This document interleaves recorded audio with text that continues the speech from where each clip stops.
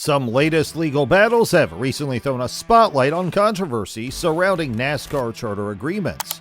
Recently, 2311 Racing and Front Row Motorsports found themselves at the center of this storm.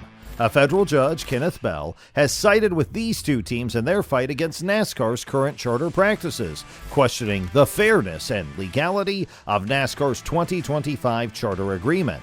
So, in today's video, let's understand why this is important and what it means for the future of the sport. Ryan Blaney has won his way into the championship. A great day for Kyle Larson. Seventh career win in his 100th. Joey Logano takes the checkered flag. Hell yeah, boy! First, let's understand what a NASCAR charter is. Think of a charter as a membership card that gives teams the right to compete in races, a share of the prize money, and other financial benefits. It's a way for NASCAR to regulate how many teams can participate in the Cup Series and ensure the stability of the sport. But here's the catch. These charters don't come cheap, and the rules surrounding them have often been called into question. Teams have to buy these charters from other teams, and NASCAR has the final say on whether a sale is approved. The system has sparked debates about fairness, with critics saying it gives NASCAR too much control.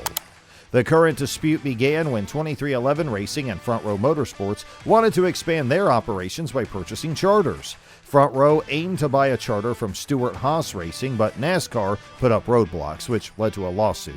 The teams argued that NASCAR's rules were unfair and even violated antitrust laws, which are designed to prevent organizations from becoming monopolies and stifling competition. Recently, Judge Kenneth Bell ruled in favor of 2311 Racing and Front Row Motorsports by granting them a preliminary injunction. This means that, for now, NASCAR cannot stop these teams from using the charters they have purchased for the 2025 season. The judge also rejected NASCAR's request to delay this ruling, stating that any further delay would cause immediate harm to the teams while posing no harm to NASCAR. This decision allows Front Row to move forward with buying a charter from Stewart-Haas Racing without needing NASCAR's approval. However, NASCAR still has the option to appeal the ruling. The judge's decision isn't just a win for the two teams, it raises serious questions about NASCAR's practices. One of the key issues Judge Bell highlighted was a clause in NASCAR's 2025 charter agreement which essentially forces teams to waive their right to sue NASCAR if they want to participate. This puts teams in a catch-22 situation. If they sign the agreement, they can't sue NASCAR over unfair practices. But if they don't sign, they lose their charter and can't compete. Judge Bell also criticized NASCAR for inconsistent behavior. According to court documents, NASCAR initially told Front Row Motorsports that their purchase of the Stewart-Haas Racing charter would be approved. But NASCAR later changed its stance after Front Row joined the lawsuit. This flip-flop added to the judge's concerns about fairness and transparency in NASCAR's decision-making. Despite this victory for 2311 Racing and Front Row Motorsports, the legal battle is far from over. The judge clarified that this ruling applies only to the 2025 season. If NASCAR wins its appeal or the overall antitrust case, the court can undo the charter transfers. This means that while the teams have won a significant battle, the war is still ongoing.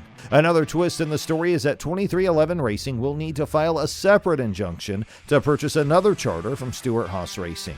The judge explained that while the two charter sales are similar, they are not identical, so the court needs to review them separately. This adds another layer of complexity to an already complicated situation. The implications of this case go beyond the courtroom.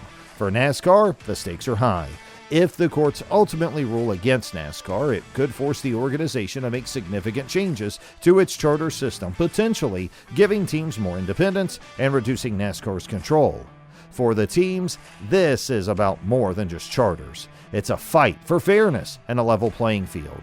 As attorney Jeffrey Kessler, representing 2311 Racing and Front Row, said, "The goal is to create a more competitive and fair sport for everyone, including drivers, sponsors, and fans. For fans, this legal battle might seem like a lot of legal jargon and court drama, but it has real implications for the sport they love. The charter system affects which teams can compete, how much money they earn, and ultimately the quality of the racing. If teams feel they are being treated unfairly, it could discourage new teams from entering the sport and make it harder for smaller teams to survive. On the other hand, a fairer system could attract more teams, increase competition, and make NASCAR more exciting for everyone. The case revolves around the charter agreement that NASCAR teams sign to participate in races. This agreement includes a clause often referred to as the "You Can't Sue Us" clause, which prevents teams from suing NASCAR. But Judge Kenneth Bell has ruled that this clause may not only be unenforceable, but could also be illegal. This ruling has opened the door for other teams to potentially join the lawsuit, especially if NASCAR loses its appeal. For years, NASCAR has held significant leverage over its teams, partly because the teams have been divided in their goals and strategies. Larger teams like Hendrick Motorsports have different priorities and budgets compared to smaller teams like Front Row. This lack of unity among teams has made it easier for NASCAR to negotiate terms that may not always benefit everyone equally. However, with this new ruling, teams may start to see an opportunity to push for better terms collectively. The lawsuit was initially brought forward by 2311 and Front Row. These teams have laid the groundwork for challenging NASCAR's practices, and their argument, presented by Kessler, is gaining attention. If other teams decide to join this lawsuit, it could put immense pressure on NASCAR to reconsider its agreements with teams. Some speculate that this could lead to a more level playing field where all teams receive similar terms, which is what Kessler referred to as a competitive and fair sport.